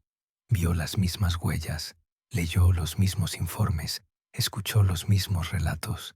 Y cuando se fue a vivir al bosque tras el cierre del aserradero, sabía a dónde no debía ir. Sabía qué lugares evitar. Vivió 20 años cerca de esa criatura. Aprendió a coexistir con ella, hasta que 3 estudiantes invadieron su territorio y rompieron el equilibrio. Gómez falleció llevándose sus conocimientos consigo, pero sus informes permanecieron. 11 desapariciones en 30 años no eran una casualidad, era un patrón. Era la firma de un depredador que caza humanos en el mismo lugar, generación tras generación. Valdés estudió los materiales y tomó una decisión. Necesitaban una nueva expedición al sector norte, no de búsqueda, sino de investigación, con la participación de zoólogos, expertos en criminalística y guardia armada. Debían encontrar a esa criatura, o al menos demostrar que existía. La mañana siguiente al estudio de las carpetas de archivo, Valdés comprendió que ahora tenía suficientes cartas bajo la manga para obligar al ermitaño a hablar. El 14 de junio entró en la sala de interrogatorios con una carpeta bajo el brazo. Serrano estaba sentado a la mesa, ya no tan demacrado como cuando fue detenido. Una semana en el hospital, comida normal y la herida tratada habían hecho su efecto. El detective se sentó enfrente y puso la carpeta sobre la mesa en silencio. Luego la abrió y empezó a sacar documentos, uno por uno. Los informes de Rafael Gómez, fotografías de huellas, mapas con marcas de los lugares de las desapariciones. Serrano miraba los papeles. Su rostro cambiaba. Primero, incredulidad. Luego, reconocimiento. Después, algo parecido al alivio. Tomó uno de los informes y observó durante mucho tiempo la firma al pie. Luego levantó la vista hacia Valdés. El interrogatorio duró 4 horas. Esta vez, Serrano habló de manera coherente. Comprendió que los investigadores no lo consideraban un loco, que habían encontrado pruebas de aquello que él intentaba contar. Empezó con Gómez. El viejo guardaparque lo tomó bajo su protección en el 91, cuando Serrano acababa de empezar a trabajar en el parque. Gómez era extraño, silencioso, huraño, obsesionado con sus teorías, pero conocía el bosque mejor que nadie. Gómez le habló de la criatura en la primera temporada, le mostró las huellas, le mostró los lugares a los que no se debía ir, le explicó las reglas: no hacer ruido, no encender grandes hogueras, no dejar comida a la vista. La criatura no tocaba a quienes respetaban su territorio. Serrano no lo creyó al principio. Pero luego él mismo vio las huellas. Él mismo escuchó los sonidos por la noche. Él mismo encontró restos de animales destrozados por algo enorme. Tras el cierre del aserradero, se fue al bosque. No porque quisiera vivir cerca de esa criatura, simplemente no tenía a dónde más ir. Eligió un lugar alejado de su territorio y durante 20 años cumplió las reglas. Esa noche, el 2 de abril, escuchó ruido procedente del arroyo, voces, risas. Los turistas habían acampado en el peor lugar posible, en la frontera de los terrenos de caza de la criatura. Serrano quiso acercarse y advertirles, pero no llegó a tiempo. Primero notó huellas junto al agua, frescas, profundas. La criatura ya sabía de los extraños. Se ocultó y empezó a observar. Vio a los turistas cenando junto a la hoguera. Vio cómo se disponían a dormir. Pensó que tal vez no pasaría nada, que tal vez no vendría esa noche. Apareció cerca de las 2 de la mañana. Serrano escuchó el crujir de las ramas. Luego vio la silueta entre los árboles, enorme, más alta que un hombre, maciza como un toro. Gritó. Intentó advertirles, pero los turistas entraron en pánico y corrieron en diferentes direcciones, lo peor que se puede hacer. Una presa que huye provoca que el depredador la persiga. Serrano describió lo que ocurrió después de forma atropellada, pero detallada. Se lanzó hacia una de las chicas, la que se había caído y no podía levantarse. La agarró del brazo, intentó levantarla, pero la criatura ya estaba cerca. Sentía su olor, pesado, animal, con un matiz a algo putrefacto. El golpe vino de lado. Serrano fue lanzado varios metros, rodó por la pendiente y se golpeó la cabeza con una piedra. Perdió el conocimiento. Cuando despertó, era el amanecer. Silencio. Se levantó con dificultad. La cabeza le estallaba, el brazo izquierdo le colgaba inerte, un corte profundo de una garra. Encontró el lugar donde todo ocurrió. La tierra estaba removida. Por todas partes había sangre, trozos de tela, pertenencias esparcidas. Pero no había ninguno de los turistas. La criatura se los había llevado. Serrano recogió lo que quedaba. Él mismo no sabía para qué. Quizás pensó en entregarlo a las autoridades. Quizás simplemente no podía dejar esas cosas tiradas en el barro. Valdez le pidió que señalara el lugar en el mapa. Serrano tomó un lápiz y marcó un punto. Aproximadamente a 3 kilómetros al noreste de donde encontraron la cámara, un arroyo, un pequeño claro, una roca característica en forma de yunque. Luego marcó otro punto, más arriba en la ladera, a medio kilómetro del primero. Allí, según sus palabras, la criatura solía esconder a sus presas. Una grieta entre las rocas, cubierta de arbustos, de difícil acceso, casi invisible si no se sabe dónde buscar. Valdez anotó las coordenadas. La investigación tenía un objetivo concreto: el lugar donde podrían estar los restos de los desaparecidos y el lugar donde se podían encontrar pruebas de la existencia del misterioso depredador. Serrano añadió algo más al final. Dijo que la criatura era vieja. Gómez ya hablaba de ella en los 70. 40 o 50 años para un oso es un tiempo de vida imposible. O bien se trata de individuos distintos, o la criatura no es exactamente un oso. Valdez no discutió. Las teorías podían esperar. Primero había que organizar la expedición a la zona indicada y encontrar lo que quedaba de Ana, Mark y Víctor. La expedición partió el 18 de junio. 12 personas, 4 policías, 2 expertos en criminalística, el profesor Salgado con un asistente, 3 guardaparques y un guía local, todos armados, todos instruidos sobre el posible peligro. Serrano se ofreció a ir con ellos. Valdez dudó, pero al final aceptó. El ermitaño conocía este bosque mejor que cualquier guía. Fue escoltado por 2 policías, aunque formalmente ya no estaba bajo arresto. Los cargos fueron retirados tras el análisis de la sangre en la ropa. El grupo avanzó por la ruta que Serrano marcó en el mapa.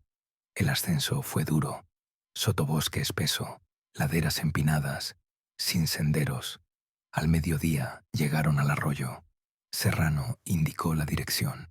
Río arriba, aproximadamente 1 kilómetro. Encontraron el lugar a las 3 de la tarde, un claro al pie de una roca parecida a un yunque, exactamente como la describió Serrano. La hierba estaba aplastada, la tierra removida. Incluso después de 2 meses y medio, las huellas del suceso eran visibles. Los criminalistas comenzaron su trabajo. Dividieron el territorio en cuadrículas y empezaron una inspección metódica de cada sector. El primer hallazgo: fragmentos de tela, una chaqueta azul desgarrada en jirones, según la descripción, similar a la que llevaba Mark el día que salieron a la ruta. Encontraron la tela entre los arbustos a 10 metros del centro del claro. El segundo hallazgo: una bota de montaña, de mujer talla 38.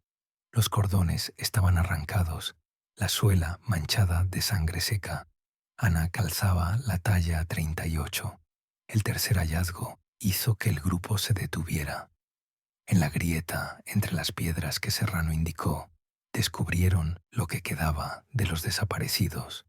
Los criminalistas trabajaron hasta la oscuridad.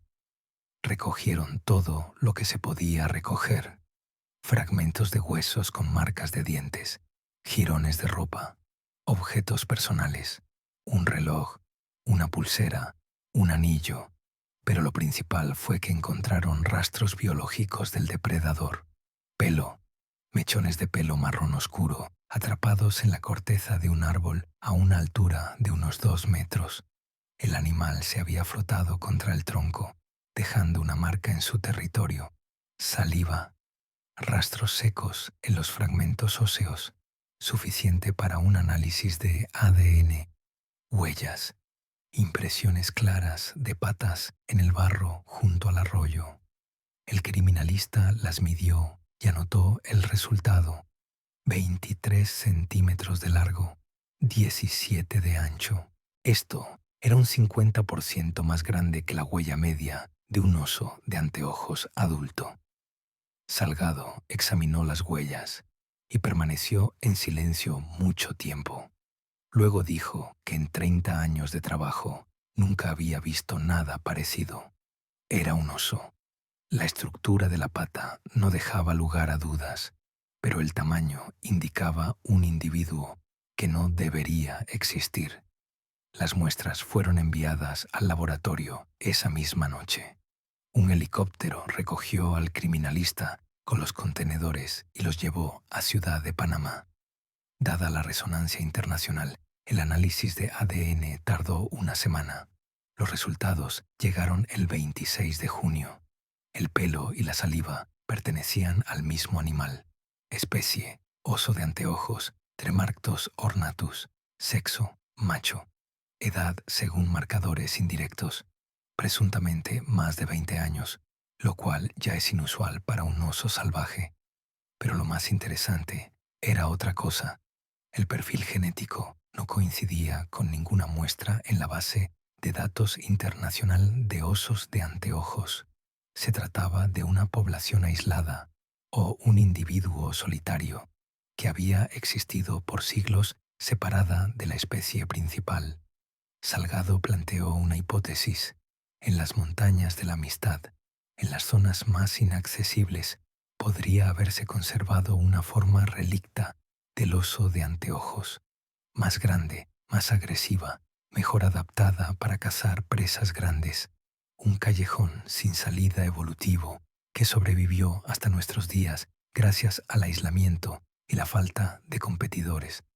Los restos fueron identificados mediante ADN y registros dentales: Anna van der Berg, Mark Visser, Victor Jansen.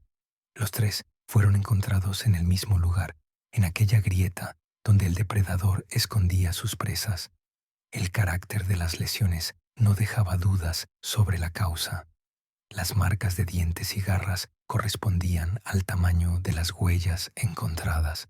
Fue el ataque de un gran depredador, no un humano, no un accidente, un animal. Valdés cerró el caso el 28 de junio. La formulación oficial: muerte como resultado del ataque de un animal salvaje. Serrano fue totalmente absuelto. Sus declaraciones fueron confirmadas. Pero la historia no terminaba ahí. La criatura que causó la muerte de los 3 estudiantes todavía estaba en algún lugar del bosque, y mientras estuviera viva, cualquiera que entrara en la parte norte del parque corría el riesgo de convertirse en la siguiente víctima. El documento estaba sobre la mesa de Valdés, papel oficial de la Fiscalía de la provincia de Chiriquí, resolución de sobreseimiento de la persecución penal contra Iván Serrano Morales. La redacción era seca y jurídicamente precisa. Ausencia de elementos de delito. Las declaraciones del sospechoso confirmadas por pruebas materiales. Las acciones calificadas como intento de auxilio a las víctimas. Serrano era libre. Valdés firmó los documentos de acompañamiento y se los entregó a la secretaria. El caso, que empezó como una investigación sobre la trágica muerte de 3 personas, terminó de una forma muy distinta a lo que esperaba. El 30 de junio se celebró una rueda de prensa. Valdés intervino junto a un representante de la Fiscalía y el director del Parque Nacional. La sala estaba llena. Periodistas de Panamá, Países Bajos y de varias agencias internacionales. Valdés expuso los hechos. Los 3 ciudadanos neerlandeses desaparecidos en abril de este año fueron localizados en una zona remota del Parque La Amistad. Se estableció la causa de la muerte: el ataque de un gran depredador, presuntamente un oso de anteojos de dimensiones anómalas. Mostró fotografías de las huellas, mostró los resultados del análisis de ADN, explicó que el perfil genético del animal es único y no se encuentra en las bases de datos científicas. Los periodistas hicieron preguntas. ¿Por qué el oso atacó a los humanos? ¿Dónde está ahora? ¿Si lo buscarían para eliminarlo? Valdés respondió con honestidad: las causas de la agresión son desconocidas. Es posible que los turistas invadieran accidentalmente su territorio en periodo de celo, o que se encontraran cerca de su guarida. La ubicación del animal no ha sido establecida. La decisión sobre acciones futuras corresponde a la administración del parque. El director del parque habló a continuación. Anunció que el sector norte de La Amistad quedaba cerrado al público por tiempo indefinido. Todas las rutas turísticas en esa dirección fueron canceladas. Los infractores se enfrentan a multas y persecución penal. Paralelamente, el parque organizará una expedición científica para estudiar la población de osos en la región. El objetivo: establecer si el ejemplar detectado es un caso único o parte de un grupo desconocido. No se planea abatir al animal. El oso de anteojos está protegido por convenciones internacionales. Esta decisión provocó controversia. Los padres de los fallecidos exigían encontrar y eliminar al depredador. Los defensores de los animales insistían en preservar al individuo único. Los residentes locales simplemente querían que los dejaran en paz. El 1 de julio Serrano salió de la comisaría en Boquete. Lo esperaba únicamente Miguel Hernández, el guardaparque que encontró la cámara e indirectamente puso en marcha toda la investigación. Hablaron poco tiempo. Hernández le ofreció trabajo a Serrano. Extraoficial, sin contrato. El parque necesitaba a alguien que conociera el sector norte, alguien que vigilara la zona cerrada e informara sobre cualquier signo de actividad del depredador. Serrano aceptó. De todos modos, no tenía a dónde ir. El bosque había sido su hogar los últimos 20 años. Lo único que cambió es que ahora trabajaba para quienes antes lo consideraban un cazador furtivo y sospechoso. El informe oficial de la investigación se firmó el 5 de julio. 20 páginas de texto que describían detalladamente la cronología de los hechos, las pruebas recogidas y las conclusiones de los expertos. Causa de la muerte de Anna van der Berg, Mark Visser y Victor Jansen. Ataque de animal salvaje. Especie: oso de anteojos. Ejemplar: presuntamente un macho de dimensiones anómalamente grandes, perteneciente a una población aislada. El culpable estaba identificado, pero no era un sujeto de derecho. No se puede juzgar a un animal, no se le puede condenar a una pena, solo se puede constatar el hecho y cerrar el caso. En cuanto a Iván Serrano Morales, la persecución penal fue terminada por falta de indicios de delito. Sus acciones en la noche del 2 al 3 de abril fueron calificadas como intento de rescate. Arriesgó su vida intentando ayudar a personas desconocidas. Resultó herido. Hizo todo lo que pudo. Valdez cerró la carpeta y la guardó en el archivo. En 20 años de trabajo, este fue el caso más extraño de su carrera. Una investigación que comenzó con una cámara en el barro y terminó con el descubrimiento de una criatura desconocida para la ciencia. 3 jóvenes murieron. Sus familias recibieron los restos para su sepultura y una explicación oficial de lo ocurrido. No fue un ermitaño maníaco, ni un criminal en serie, ni un grupo delictivo. Simplemente la naturaleza, antigua, indiferente, cruel, en algún lugar de las montañas de la amistad, en esa parte del bosque donde ya no permiten la entrada a turistas, la criatura continuaba viviendo. No sabía nada de la investigación, de las ruedas de prensa, ni del escándalo internacional. Simplemente existía, igual que había existido por décadas antes de aquello, el dueño del bosque, que no toleraba extraños en su territorio. La investigación elaboró una cronología completa de los hechos. Cada minuto, cada acción, cada elección. Todo fue reconstruido mediante las grabaciones de vídeo, el testimonio de Serrano y los resultados de los peritajes. La línea de tiempo comenzaba el 1 de abril y terminaba la madrugada del 2. Menos de 24 horas en las que las vidas de 3 personas cambiaron para siempre. 1 de abril, 9 horas y 15 minutos. Ana, Mark y Víctor bajan del taxi en la entrada del parque. Se registran con el guardaparque, reciben un mapa y escuchan las instrucciones. El ánimo es elevado. El clima es ideal. 9:30. El grupo cruza la puerta y comienza el ascenso por el sendero El Pianista. Víctor graba el primer vídeo. Rostros sonrientes con el verdor de fondo. 11:02. Primer mirador. Ana llama a su madre en los Países Bajos. El último contacto con el mundo exterior. 3 horas y 47 minutos. Bifurcación de senderos. En el vídeo se registra una discusión. El grupo decide si regresar o seguir adelante. Eligen un sendero no marcado hacia el norte. Una decisión fatídica. 6 de la tarde. Instalación del campamento junto al arroyo.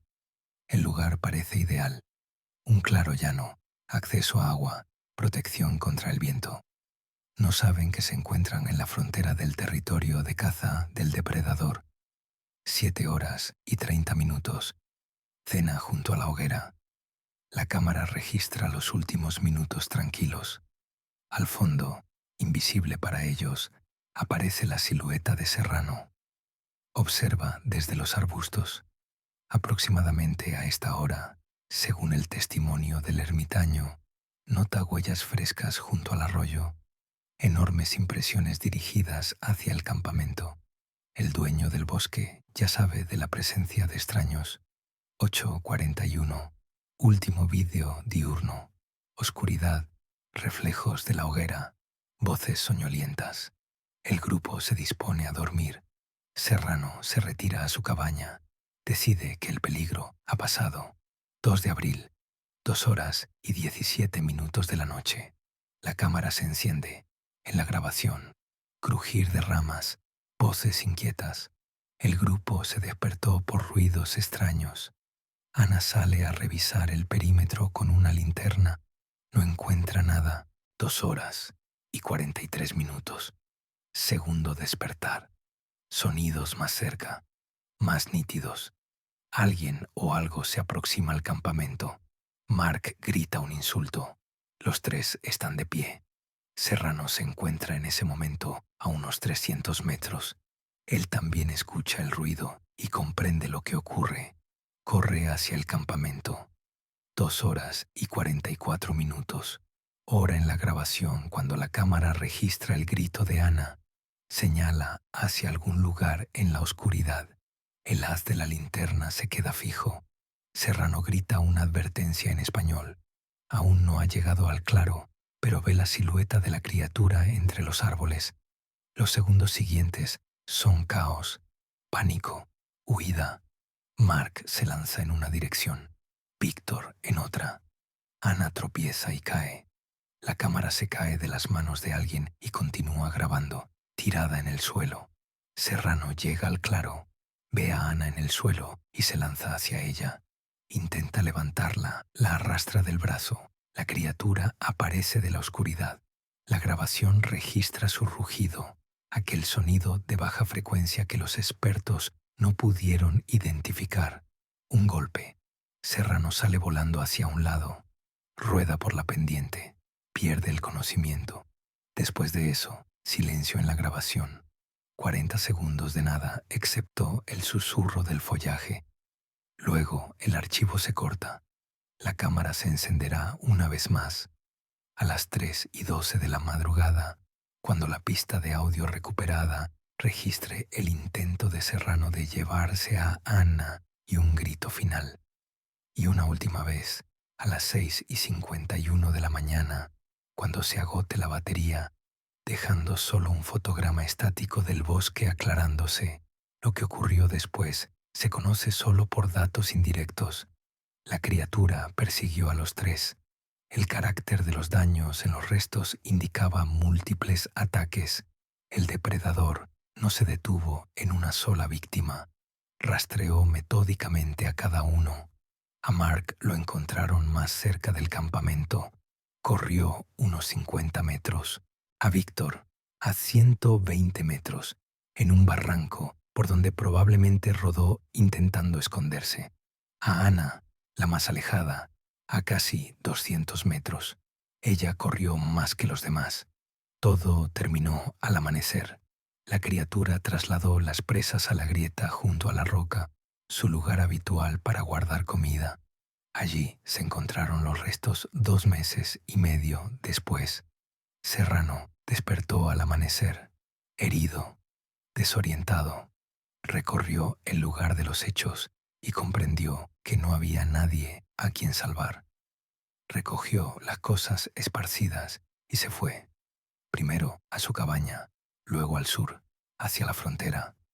La cámara quedó tirada en el barro. Las lluvias la arrastraron ladera abajo hacia el arroyo. Allí permaneció 6 semanas, hasta que el guardaparque Hernández notó el brillo de la carcasa de plástico. 87 fotografías, 90 archivos de vídeo, la última crónica del último día de vida de 3 jóvenes que simplemente querían recoger muestras de orquídeas para su tesis. El cuadro estaba completo, todos los huecos rellenados, todas las preguntas recibieron respuesta, excepto una. ¿Dónde está ahora la criatura que hizo todo esto y cuándo volverá a salir de caza? La presión por parte de la comunidad internacional aumentaba cada día. La Embajada de los Países Bajos envió una nota oficial al gobierno de Panamá. Las familias de los fallecidos contrataron abogados y amenazaron con demandas. Los medios europeos escribían sobre la negligencia mortal de la administración del parque. El 15 de julio, el Ministerio de Ambiente de Panamá firmó un mandato especial. El documento autorizaba la captura o liquidación del animal que representaba una amenaza para la vida humana. El oso de anteojos estaba protegido por la ley, pero en casos excepcionales, esa protección podía ser retirada. Este era tal caso. La organización de la operación se encargó a una empresa privada de Costa Rica, especializada en el control de animales peligrosos. Un equipo de 6 personas llegó a Boquete el 20 de julio, cazadores profesionales con experiencia en África y América del Sur. 2 de ellos habían participado anteriormente en la eliminación de osos que atacaron a personas en Perú. El jefe del grupo, José Antonio Rivero, estudió los materiales del caso. Notó varios detalles importantes. La criatura era territorial. No se alejaba mucho de sus terrenos de caza. Era agresiva. Atacaba sin provocación. Y era vieja, lo que significaba que era menos cautelosa que los ejemplares jóvenes. Rivero desarrolló un plan. Instalarían cebos en varios puntos del sector norte. Cadáveres de ciervos tratados con un compuesto especial que atrae a los depredadores. Cerca, cámaras ocultas y sensores de movimiento. Cuando la criatura apareciera, el grupo estaría listo. Serrano aceptó ayudar. Conocía el territorio mejor que cualquier mapa. Conocía los hábitos de la criatura, dónde suele cazar, por qué sendas camina, dónde se oculta durante el día. El 23 de julio, el grupo entró en la zona cerrada. 7 personas, 6 cazadores y Serrano como guía. Llevaban equipo suficiente para una expedición de 2 semanas. Rifles de calibre .375 HNH Magnum, el mínimo necesario para detener a un oso grande, visores nocturnos, teléfonos satelitales. Los primeros 3 días pasaron sin resultados. Instalaron 4 puntos con cebos y esperaron.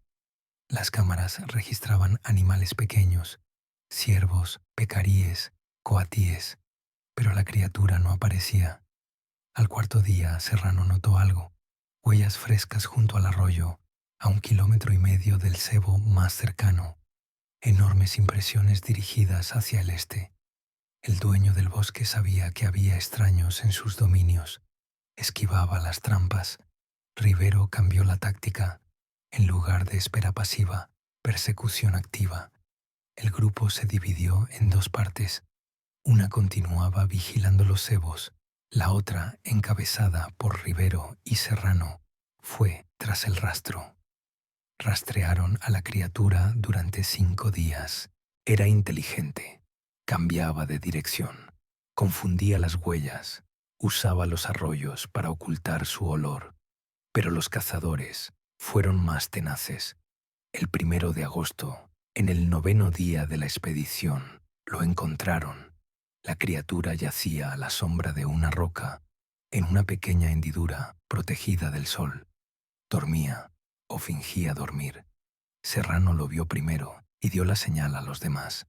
Rivero evaluó la situación. Distancia, unos 80 metros. Ángulo de visión bueno. El viento soplaba hacia ellos. La criatura no podía oler a los cazadores. 2 tiradores tomaron posiciones. Rivero dio la orden. El primer disparo impactó en el hombro. La criatura saltó y todos lo vieron de cuerpo entero. Enorme, mucho más grande que cualquier oso de anteojos que los cazadores hubieran visto. Según una estimación aproximada, medía más de 2 metros de altura cuando se ponía sobre sus patas traseras. Segundo disparo, en el pecho. Tercer disparo, en el cuello. La criatura se desplomó, pero continuaba moviéndose. El 4.º disparo la detuvo definitivamente. Los cazadores se acercaron con cautela. Rivero comprobó que la criatura no respiraba. Solo entonces pudieron observarla de cerca. Macho, viejo, canas en el hocico, dientes desgastados, ojos turbios, peso, unos 320 kilogramos, lo que duplicaba la norma para la especie. Longitud, casi 2,5 metros de la nariz a la cola. En el cuerpo encontraron cicatrices viejas, marcas de balas. Posiblemente alguien le disparó antes, pero no alcanzó órganos vitales. Marcas de cuchillo o machete en el flanco izquierdo, probablemente del enfrentamiento con Serrano aquella noche. La criatura era un guerrero. Se había enfrentado a humanos, no era la primera vez, y cada vez había vencido, hasta hoy. El cadáver fue evacuado en helicóptero y entregado al laboratorio de la Universidad de Panamá. El profesor Salgado dirigió personalmente la autopsia y la investigación. Confirmó que era el mismo individuo cuyo ADN se encontró en el lugar de la muerte de los estudiantes. El 5 de agosto se cerró oficialmente el caso. Amenaza eliminada. El sector norte del parque permaneció cerrado por un año más para realizar investigaciones adicionales y garantizar la seguridad. Serrano regresó al bosque, no al sector norte. No quería volver allí. Encontró un nuevo lugar, más al sur, más cerca de los senderos turísticos. A veces bajaba a Boquete por suministros. La gente local dejó de temerle. Algunos incluso lo saludaban. El dueño del bosque estaba muerto, pero el bosque permanecía, y Serrano permanecía con él. En la entrada del parque La Amistad hay ahora un nuevo panel informativo. En él figuran fotografías de personas destacadas, investigadores y representantes de los países cuya historia se entrelazó en estos bosques. Nuevas reglas de conducta en las rutas. Las zonas prohibidas están marcadas en rojo brillante. Números de contacto de emergencia. Registro obligatorio para todos los visitantes sin excepción. La administración del parque duplicó el personal de guardaparques. En cada sendero hay ahora puntos de control. Los turistas registran su hora de entrada y salida. Las pernoctaciones están permitidas únicamente en campamentos especialmente equipados bajo vigilancia. El sector norte permanece cerrado, quizás para siempre. Los padres de Ana, Mark y Víctor crearon una fundación benéfica. Financia investigaciones de la vida silvestre en regiones de difícil acceso y ayuda a familias que han perdido a seres queridos en tragedias similares. La fundación lleva los nombres de los tres. Ingrid Vanderberg concedió varias entrevistas tras el cierre definitivo del caso. Habló de su hija, de su amor por la naturaleza, de sus sueños, de planes que nunca se cumplieron. No culpó al parque ni a las autoridades de Panamá. Culpó al azar. El lugar equivocado, el momento equivocado, el giro fatídico en la bifurcación del sendero. Serrano sigue viviendo en el bosque. Más al sur, en una zona más segura. Los guardaparques lo encuentran a veces en los senderos. Él asiente en silencio y pasa de largo. El hombre que intentó salvar a 3 desconocidos y casi muere él mismo se convirtió en una leyenda viva de estos lugares. En el mirador del sendero El Pianista se instaló una placa conmemorativa. 3 nombres, 3 fechas, una inscripción en neerlandés y español. Palabras sencillas sobre jóvenes que amaban la vida y querían estudiar el mundo. Al lado, una fotografía, aquella del primer vídeo en la cámara. Ana, Mark y Víctor están en la puerta del parque. Sonríen. Saludan a la lente. Tienen por delante todo un día de aventuras. No saben lo que les espera por la noche. No saben de la criatura acechando en el bosque oscuro. No saben que ese fotograma será el último en el que estén todos juntos. Simplemente 3 amigos al comienzo de una caminata, llenos de esperanzas y planes. Esta historia es un recordatorio. La naturaleza es hermosa, pero no perdona errores, y a veces, en los rincones más salvajes del mundo, todavía viven dueños que no toleran invitados inesperados.